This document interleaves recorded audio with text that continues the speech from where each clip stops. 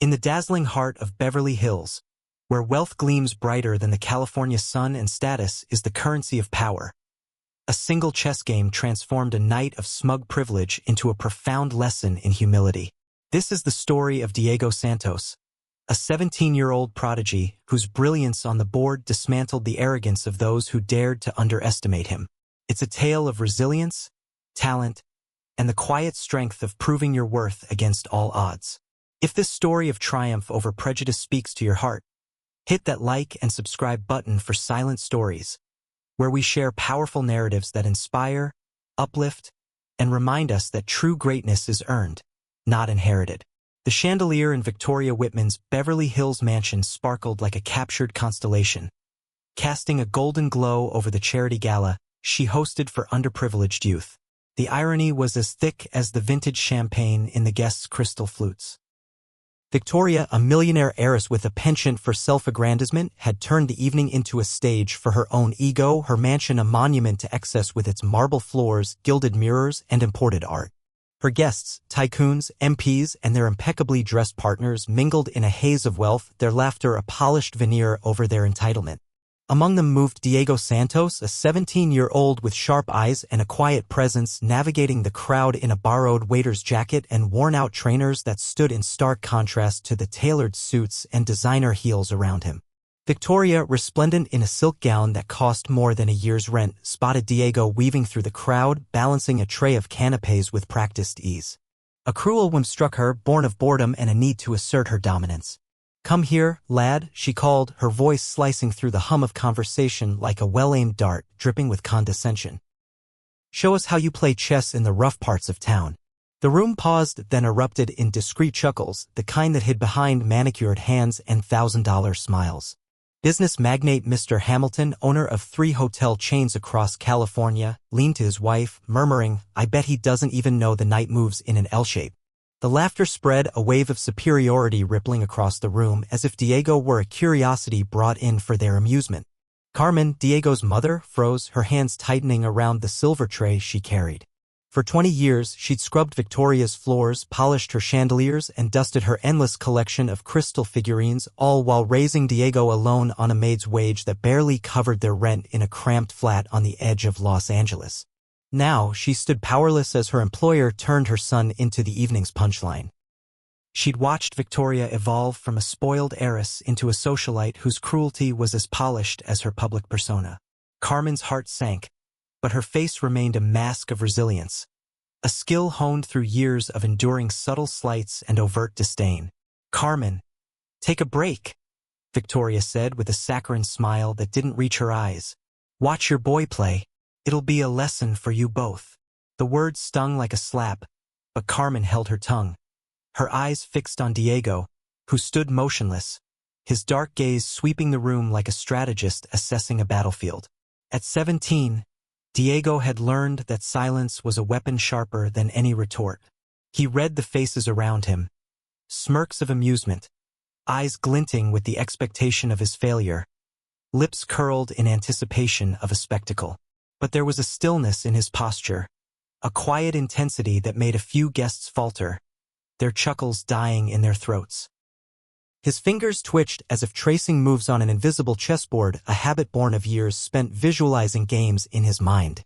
"Of course, Mrs. Whitman," he said, his voice steady and measured, sparking curious glances among the crowd. "It'll be my pleasure." The words were polite, but there was an edge to them, a hint of something unyielding that made MP Jennifer Mills, seated by a floor-to-ceiling window overlooking the manicured gardens, raise an eyebrow. Victoria settled into a leather armchair, a queen surveying her court, her diamond earrings catching the light as she gestured to an ornate Italian marble chessboard on the coffee table. It was a decorative piece, more art than utility, its pieces carved from ebony and ivory, worth more than most families' annual income. "I bet you've never seen a board like this," she taunted, her tone implying Diego's world was one of grime and limitation. "Pure Italian marble, worth more than, well, you know." The pause was deliberate, a jab at his background, and the guests tittered, their amusement a chorus of privilege. MP Mills leaned forward, her voice soft but pointed. "Victoria, isn't this a bit cruel? The lad's going to be humiliated." "Nonsense," Victoria snapped, adjusting her earrings with a flourish. "It's a learning opportunity." He'll brag to his mates about playing chess in a proper mansion. What Victoria didn't know and what would unravel her carefully curated evening was that Diego, the lad from the rough parts, had spent 8 years mastering chess in a way she could never comprehend. While his peers lost themselves in video games or loitered on street corners, Diego haunted the public library 3 miles from his home, devouring books on openings, traps, and endgames. On nights when Carmen worked double shifts, cleaning offices to keep them afloat, Diego had salvaged a broken computer from a charity shop, coaxing it to life to stream historic matches by Kasparov, Fischer, and Carlsen. He'd memorized over 200 openings, could recite 50 famous defenses by heart, and had analyzed thousands of games by candlelight when their electricity was cut for unpaid bills. Victoria was about to discover in front of her elite circle that her prejudice had chosen the wrong opponent, and the lesson would be one she'd carry for the rest of her life. As she arranged a few pieces with theatrical flair, Diego's eyes scanned the guests, reading their assumptions like an open book. His gaze held a fire that suggested he wasn't just playing a game. He was rewriting their rules of respect, challenging the very foundation of their smug superiority. Victoria claimed the white pieces with a dismissive wave. "Family tradition," she declared, ignoring the chess protocol where colors are drawn by lot, a rule any serious player would respect. Diego aligned his black pieces with surgical precision, each one centered perfectly in its square, a subtle act that caught Mr. Hamilton's eye. The magnate frowned, sensing something amiss in Victoria's flippant confidence. "Let's make it fun," Victoria announced to the room, her voice carrying the authority of someone accustomed to being obeyed. "If the lad gives me a fright, I'll donate £1,000 to some local school." The guests laughed, the sound hollow and cruel, but Diego's faint smile didn't reach his eyes. Carmen recognized it instantly, the same look he'd worn when outsmarting rivals at school chess tournaments or declaring at 12 that he no longer needed her help with algebra. The game began under the watchful eyes of the elite. Victoria opened with a pawn to e4, a standard move she delivered with exaggerated confidence. "King's Indian, dear," she said, as if teaching a toddler to tie their shoes. A classic we learned at Oxford. The claim was a half-truth. Her chess knowledge came from a few lessons at a country club, not any rigorous study. Diego responded instantly with c5, the Sicilian defense, a bold and theoretical choice that silenced the room. It wasn't the move of someone fumbling with pieces, it was the mark of a strategist who knew the game's depths. "Interesting," MP Mills muttered, leaning forward, her champagne forgotten. Victoria hesitated, her fingers hovering over the board, betraying her shallow grasp of strategy. She'd memorized a handful of openings but lacked the principles to adapt. She played nf3, a predictable move from her socialite chess circles, and Diego's mind drifted to a memory that fueled his resolve. 8 years earlier, at 9 years old, Diego had found a tattered chess book in the library's discard bin, its pages yellowed but filled with the wisdom of grandmasters. He'd hidden it in his backpack, afraid the librarian would reclaim it. "Why learn this, Mijo?" Carmen had asked, her voice heavy with exhaustion after a double shift cleaning offices. "To prove I'm as smart as the rich kids, Mum," he'd replied, his eyes bright with determination. "They always say they're better than us." With no money for lessons or a proper computer, the public library became his sanctuary. Every day after school, he walked 3 miles, rain or shine, to study dusty tomes no one else touched. He'd sit for hours, scribbling moves in a notebook, replaying games by Fischer and Spassky until he could predict their choices. That memory grounded him now as Victoria played d3, a timid move that reflected her need for control both on the board and in life. Diego countered with nc6, his pieces moving with purpose, each placement swift and deliberate as if following a script etched in his mind.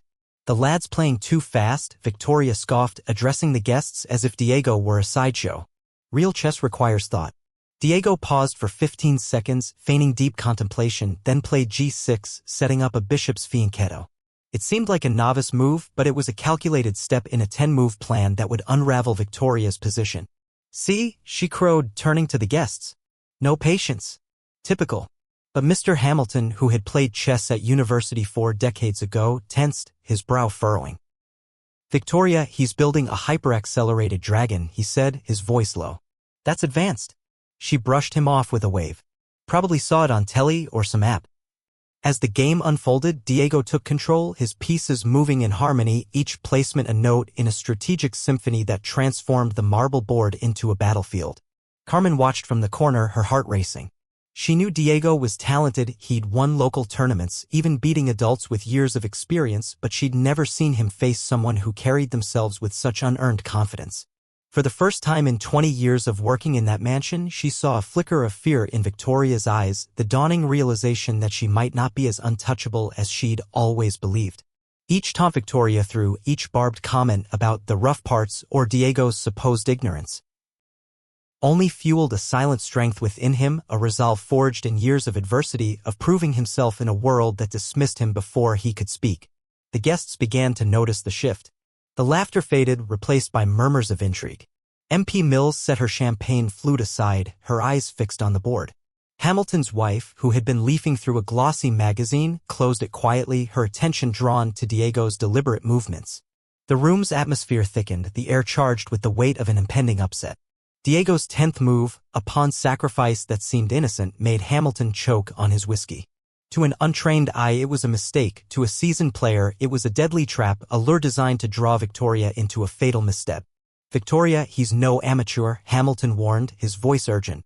She waved him off, her confidence unshaken. "He's just memorized some internet tricks. I'll finish this in 5 minutes."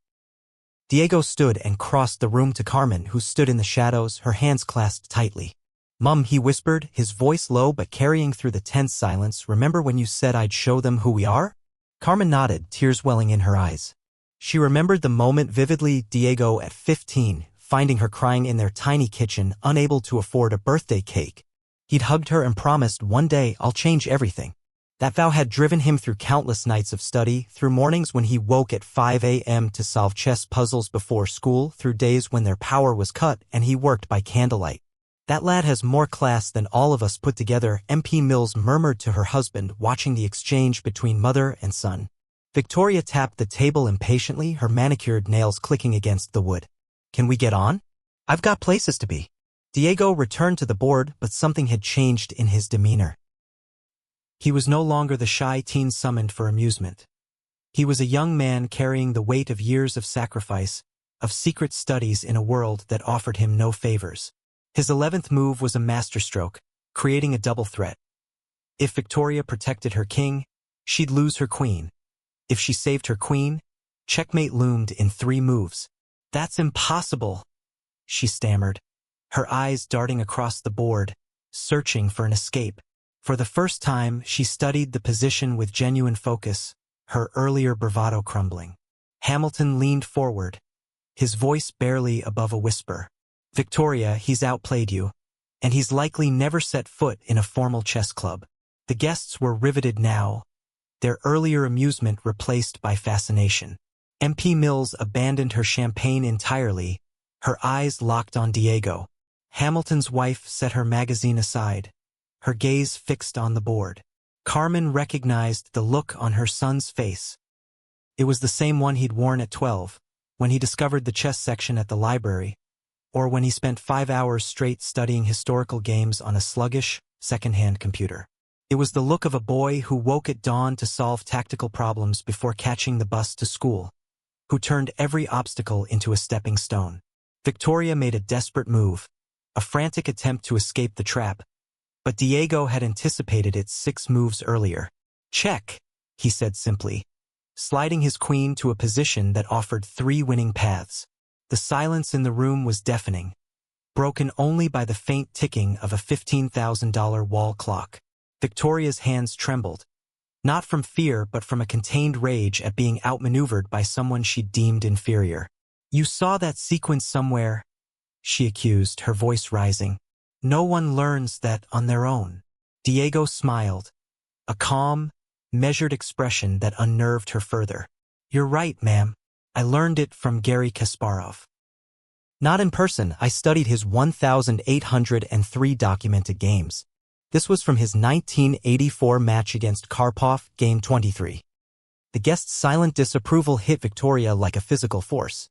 For the first time, their gazes held no admiration, only judgment. Carmen stepped forward, her voice firm and clear, cutting through the tension.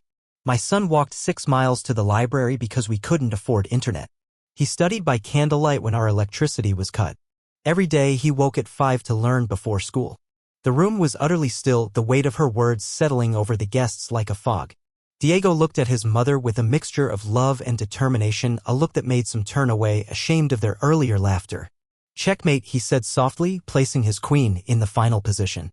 Victoria stared at the board as if willing the pieces to rearrange themselves. Her fingers hovered over the fallen king, trembling with disbelief. The guests no longer saw Diego as a curiosity, they saw a prodigy who had rewritten their assumptions about talent, class, and merit. Victoria, once the revered hostess, was now a cautionary tale, her arrogance laid bare on the marble board. She touched the king, as if it could undo the checkmate. "That was luck," she muttered, her voice stripped of its earlier confidence. Hamilton rose from his chair and approached the board, his expression grim. "Victoria, that boy executed a Sicilian variation I didn't know, and I've played for 40 years. MP Mills, ever the astute politician, pulled out her phone and began recording discreetly, sensing the viral potential of the moment. A prejudiced millionaire humbled by a teenage prodigy she'd mocked.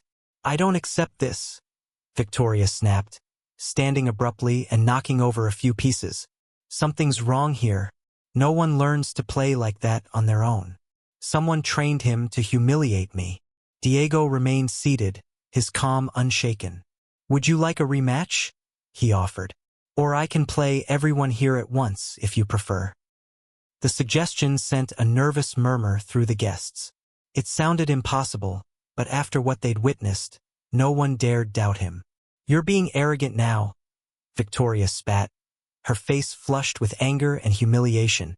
"A lad from the rough doesn't speak to his betters like that."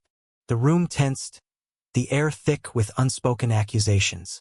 Carmen stepped forward, and for the first time in 20 years, she met Victoria's gaze without lowering her head.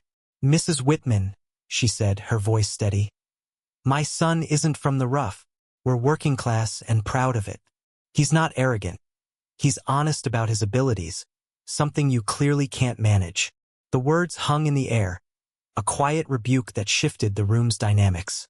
Some guests exchanged uncomfortable glances, realizing they were witnessing something far bigger than a chess match. "How dare you speak to me like that?" Victoria fumed, her voice trembling with fury. "Have you forgotten your place in this house?" Carmen's response was calm, almost serene. "No, Mrs. Whitman. I've remembered my worth." Hamilton intervened, his discomfort palpable. "Victoria, perhaps we should acknowledge the young man's talent and move on." She laughed bitterly, a sound that grated on the room's silence. "Talented? Don't you see? This was a setup. Someone trained him to make me look a fool in my own home." Diego stood, his presence commanding despite his youth. When he spoke, his voice carried a maturity that silenced the adults around him. "Mrs. Whitman, do you want the truth? I wasn't trained to humiliate you. I spent 8 years studying chess because I dreamed of playing against people who respected the game, who understood that talent doesn't care about color, class, or surnames." He paused, his eyes sweeping the room. "When you asked me to play how we play in the rough, I thought I'd finally get a chance to earn respect. But you didn't want a match, you wanted a show, and you cast me as the fool." MP Mills stopped recording, her expression a mix of fascination and respect. "How old are you, lad?" she asked. "And how long have you been playing seriously?" Diego answered calmly, 17, ma'am. I've been studying chess since I was 9. Mills turned to Victoria, her tone sharp. "You've just been outplayed by a self-taught teenager. A teenager whose mother works for you. A teenager you invited to mock." Victoria felt the weight of every gaze, not the admiration or envy she was used to, but judgment, cold and unyielding. "I didn't know he played seriously," she stammered, her voice weak even to her own ears.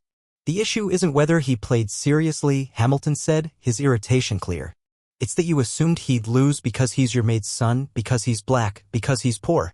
The silence that followed was devastating, a collective acknowledgement of Victoria's prejudice laid bare. Diego calmly reset the board, each piece placed with the same precision as before. "Thanks for the game, Mrs. Whitman," he said. It was enlightening. He turned to Carmen. "Mom, can we go? I've got school tomorrow." Carmen nodded, removing the apron she'd worn to serve the guests. Before leaving, she faced Victoria one last time. Mrs. Whitman, thank you for showing me that my son deserves better than this. As they walked toward the door, MP Mills called out, Diego, are you interested in scholarships? I know universities that would love someone with your talent. Diego stopped, a genuine smile breaking through for the first time that night. Very interested, ma'am, he said. Mills handed him her business card. Call me on Monday. Victoria stood frozen, her carefully curated world unraveling. In less than an hour, she'd gone from respected hostess to the woman who'd underestimated a prodigy out of prejudice, all in front of influential witnesses. As the door closed behind Diego and Carmen, the remaining guests exchanged awkward glances. Hamilton was the first to stand. I think I'd better leave, he said, his tone clipped. One by one, the guests followed, offering only cold farewells and disapproving looks. Victoria was left alone, staring at the chessboard where her arrogance had been dismantled, piece by piece, by a teenager she deemed inferior. But that night was only the opening move in a much larger game. As Diego walked home with Carmen under the starlit Beverly Hills sky, he carried Mills' card in his pocket, a key to a future he'd fought for. The city around them buzzed with life, its palm-lined streets a stark contrast to the cramped flat they called home. Diego's mind was already racing, not just with chess moves but with the possibilities of a life unbound by others' limitations. He thought of the nights he'd spent studying, the sacrifices Carmen had made, the moments when hope seemed as distant as the mansions they passed. That card was more than paper. It was a promise kept, a vow fulfilled. 6 months later, Diego walked through the halls of Stanford University, a full scholarship for engineering secured through MP Mills' connections. She kept her promise, linking him with a network of academics and professionals who saw talent, not background. The night in Beverly Hills had gone viral not because of a recorded match but because Mills had shared the story on social media, amassing 3 million views in 2 weeks. Young prodigy school's prejudiced millionaire trended across platforms with comments like, what a shame for that woman and that lad deserves every opportunity, flooding the response sections. The story became a beacon of hope, a testament to resilience in the face of bigotry. Victoria Whitman, meanwhile, became a pariah in her own circles. The golf club revoked her membership after pressure from other members appalled by her actions. 3 charities dropped her name from their events, unwilling to be associated with her tarnished reputation. Even Hamilton, a friend of decades, began avoiding her at social gatherings. Victoria's always been arrogant, his wife remarked at a Malibu dinner, but to humiliate a child like that in front of everyone? The worst blow for Victoria was realizing that Diego had never sought revenge. His victory was natural, a product of years of quiet dedication. Her humiliation was self-inflicted, a direct result of her prejudiced assumptions. Carmen's life transformed as well. A 5-star hotel in Santa Monica promoted her to cleaning supervisor, a role that tripled her salary and included full medical benefits. It wasn't charity, it was recognition of her professionalism, finally valued by employers who saw beyond stereotypes. Diego, meanwhile, founded a free online chess program, connecting 1,200 children from underserved communities with college mentors. The program taught more than moves. It instilled life strategies, showing kids how to navigate a world that often dismissed them. Chess taught me that every person has unique value, Diego told CNN in an interview that reached millions. Victoria Whitman taught me that some need to lose everything to learn what matters. When asked if he held a grudge, Diego's smile was the same calm one he'd worn that night. Grudges are pieces that block the game. I focus on building. Victoria watched the interview alone in her mansion, now empty of the friends who'd once flocked to her parties. For the first time, she understood what she'd lost. Not just a chess match, but the chance to be a better person. Hamilton called once, his voice heavy. Victoria, you created that situation. Diego responded with the class you should have shown. The words stung, a reminder of her failure to see beyond her privilege. Diego's story rippled beyond Beverly Hills, a testament to the idea that true nobility comes from character, not wealth or lineage. He turned prejudice into purpose, others' scorn into his own growth. Carmen framed a photo of Diego receiving his first academic honor at Stanford alongside a certificate from his chess program, which had impacted thousands. These were achievements no money could buy, no bigotry could erase. The best revenge, Diego discovered, wasn't destroying those who diminished him, it was building something so extraordinary that their smallness faded in comparison. Victoria had tried to make him entertainment, but Diego became an inspiration, proving that real victory lies in lifting others up, not tearing them down. If this story of justice and triumph moved you, like and subscribe to Silent Stories for more tales that prove true power lies not in privilege, but in turning obstacles into opportunities for extraordinary growth.